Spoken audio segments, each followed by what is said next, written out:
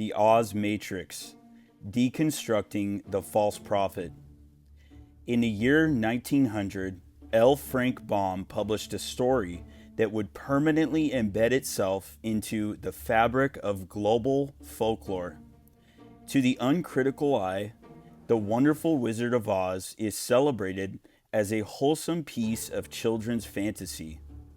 However, Baum was not merely a teller of children's tales. He was a dedicated student of Hermeticism, occult philosophy, and Gnosticism, actively participating in the esoteric circles of the Theosophical Society. Baum himself openly admitted that the plot was not a product of standard creative writing, stating that the story came to him via sudden external inspiration, right out of the blue. Baum's integration into the Theosophical Society is not an irrelevant biographical footnote. It is the exact ideological pipeline that engineered this entire structure. The Theosophical movement was founded on an explicit, systematic hostility toward Orthodox Christianity and traditional biblical frameworks. In the core texts of Theosophy, influential writers like Helena Blavatsky openly attacked the classical conception of God, reframing the biblical creator as a lower restrictive entity, a cosmic jailer designed to keep humanity small. Simultaneously, these texts executed a complete theological inversion, explicitly elevating Lucifer, or Satan, not as an adversary, but as the primary bringer of hidden knowledge, light, and spiritual awakening. Within this specific occult framework, conventional spiritual categories were deliberately flipped. The traditional authority figure becomes the oppressor, and the traditional rebel becomes the liberator. This is the exact intellectual framework that birthed the Oz narrative. The question isn't whether Baum sat at his desk consciously encoding a secret occult puzzle page by page. The question is whether the architecture of the story perfectly mirrors that exact theosophical blueprint: a total distrust of institutional religion, aggressive skepticism toward external authority, and the core Gnostic thesis that spiritual truth is discovered internally, while the established hierarchies are merely running a smoke and mirrors deception to keep you trapped in the matrix.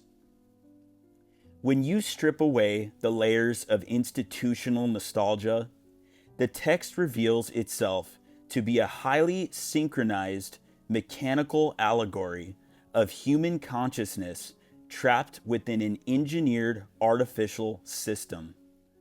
Specifically, it stands as a surgical critique of religious hypocrisy, perception management, and the false authority of institutional priesthoods. To dismantle the entire framework of Oz, we must expose the administrative mechanisms of the cage and uncover the specific exit code hidden right in the open text. The structural architecture of the narrative begins in Kansas. In classical esoteric literature, this setting represents the baseline material world, a state of unawakened human consciousness operating in a total spiritual blackout.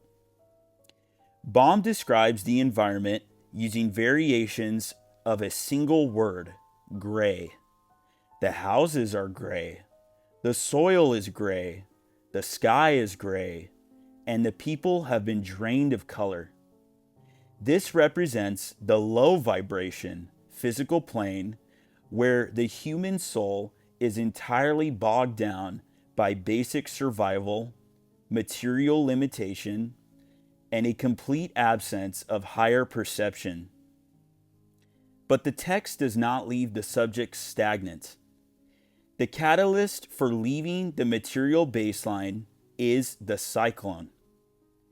In Gnostic and Theosophical doctrine, an upward spiraling three-dimensional vortex is the literal geometric symbol for karmic transition and spiritual upheaval.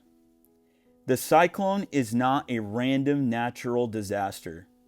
It is a disruptive mechanical force that physically severs Dorothy's awareness from the material baseline. It rips her out of the two-dimensional gray grid of Kansas and projects her consciousness straight onto the hypersaturated, highly volatile astral plane, otherwise known as the Land of Oz. Upon landing in this new astral plane, the text immediately outlines the sociological caste system that keeps the populace of the simulation under absolute control.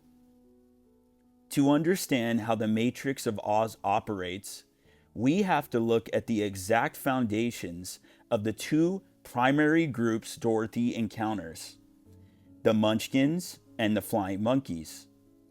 First, look at the Munchkins.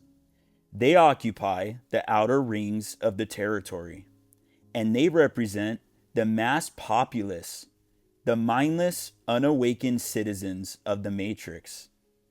Baum explicitly describes them as being childlike, small in stature, and emotionally volatile. They possess no real individual autonomy or internal stable reference point.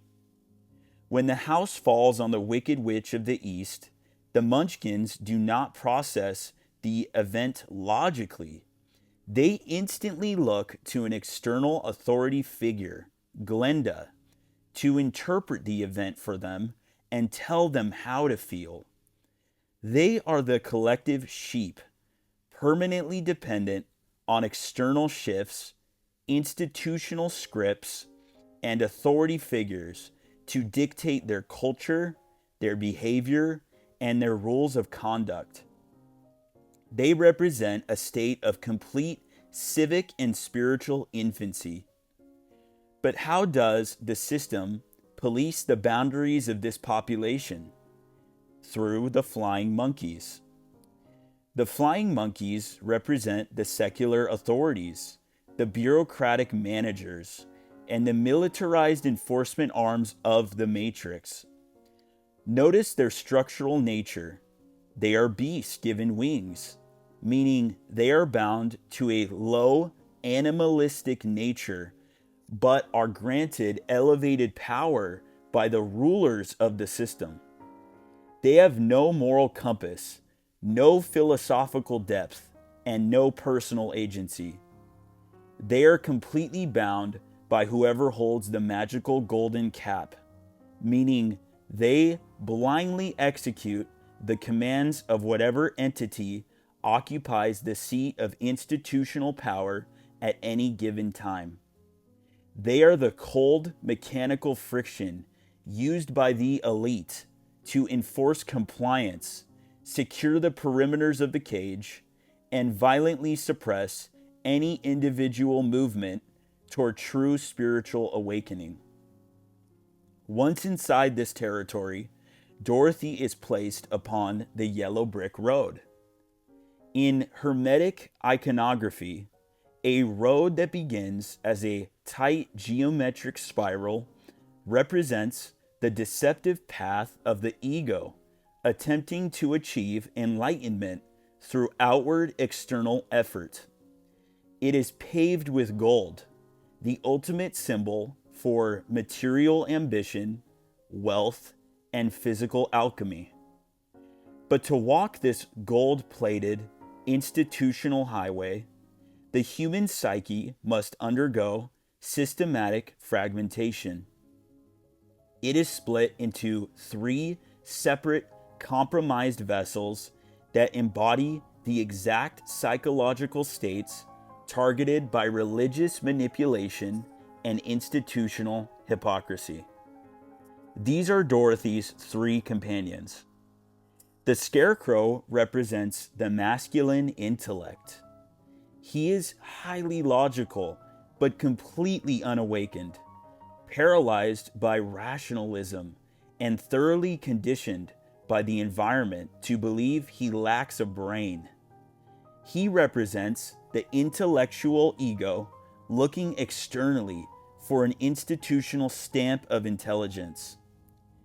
The Tin Man represents the feminine emotional body. He is made of cold, rigid, unyielding metal, completely rusted out and shut down by the industrial mechanical trauma of the material world. He has been conditioned to believe his heart is missing, causing him to constantly seek an external source to grant him compassion. The Cowardly Lion represents the physical will, the animal ego, and the survival instinct. Despite his immense physical strength, he is totally immobilized by fear, conditioned to believe he lacks courage, and constantly looking for external authorization to act. This is the exact operational framework of religious hypocrisy. The institutional architecture deliberately conditions the travelers to believe they are fundamentally broken, empty, and incomplete. They are trained from birth to look away from their own internal divinity and march down a gold-plated treadmill toward a centralized priesthood that supposedly holds a monopoly on spiritual gifts. But the architecture of containment goes far deeper than the companion's internal insecurities. To keep the soul from ever figuring out the game, the system relies on a classic Luciferian duality, an engineered binary choice presented through the characters of Glinda, the Good Witch, and the Wicked Witch of the West, Elphaba. To the unawakened mind, these two entities are presented as absolute polar opposites: light versus dark, good versus evil, benevolence versus malice. But from a structural standpoint, they are simply the right hand and the left hand of the exact same machine. The Wicked Witch of the West represents the overt, terrifying face of opposition, the left-hand path. She utilizes raw fear, physical intimidation, and structural decay to attack the perimeter of the soul. She is the obvious, visible threat designed to keep the traveler running down the gold-plated highway out of pure self-preservation and terror. But Glinda represents something far more sinister: the right-hand path, the illusion of the white light. Arriving inside an artificial sphere of light, radiating beauty, safe aesthetics, and overwhelming flattery, Glinda plays the role of the benevolent religious guide. Yet, notice her actual function in the script. She is the one who actively places Dorothy on the yellow brick road in the first place. The text reveals that Glinda possessed absolute knowledge of the silver shoes from day one. She knew that Dorothy carried the inherent autonomy to exit the simulation at any given second. Yet she deliberately conceals this data, withholding the truth and forcing the innocent vessel to march through the traumatic, soul-fracturing gauntlet of the system anyway. This is the ultimate administrative double bind. One side of the binary manufactures the crisis through fear, while the other side markets the false spiritual solution.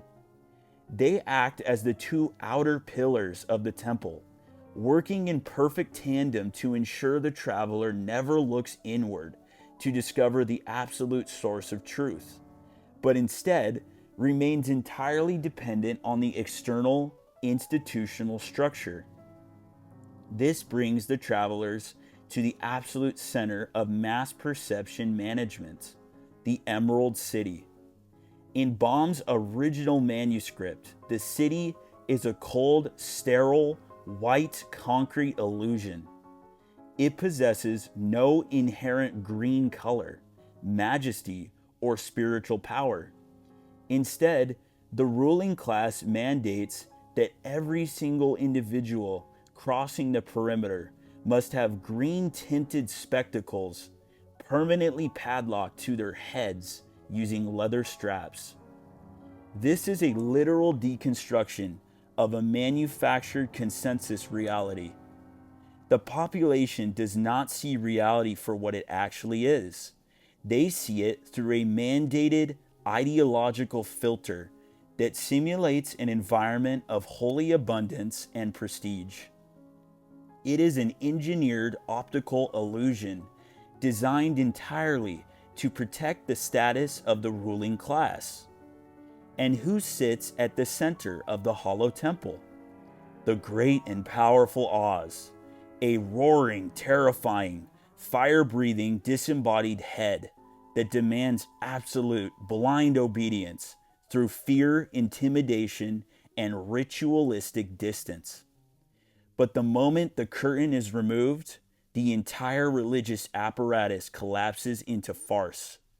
When the curtain falls, the wizard is exposed as a secular huckster, the definitive Gnostic archetype of the demiurge or the false prophet.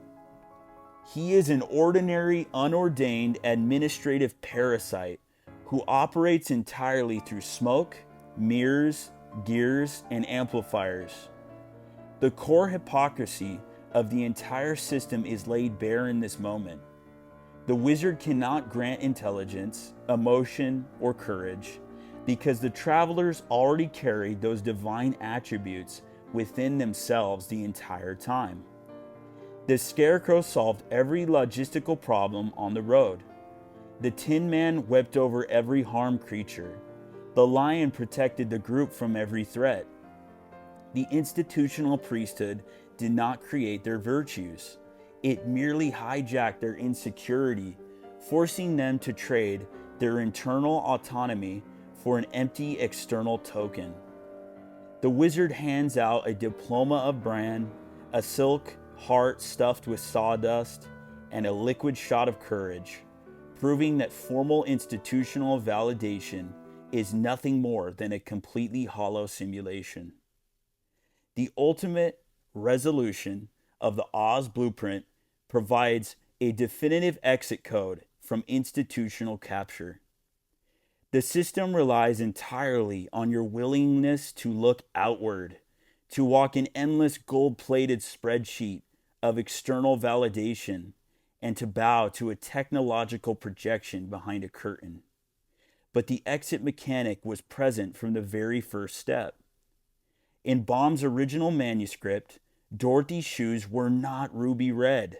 They were silver, the classical esoteric symbol for the silver cord, representing the direct internal link between human consciousness and the absolute source of truth.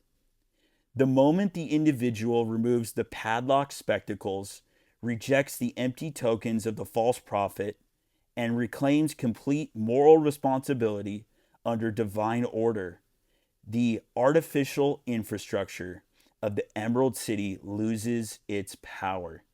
The curtain has been pulled back.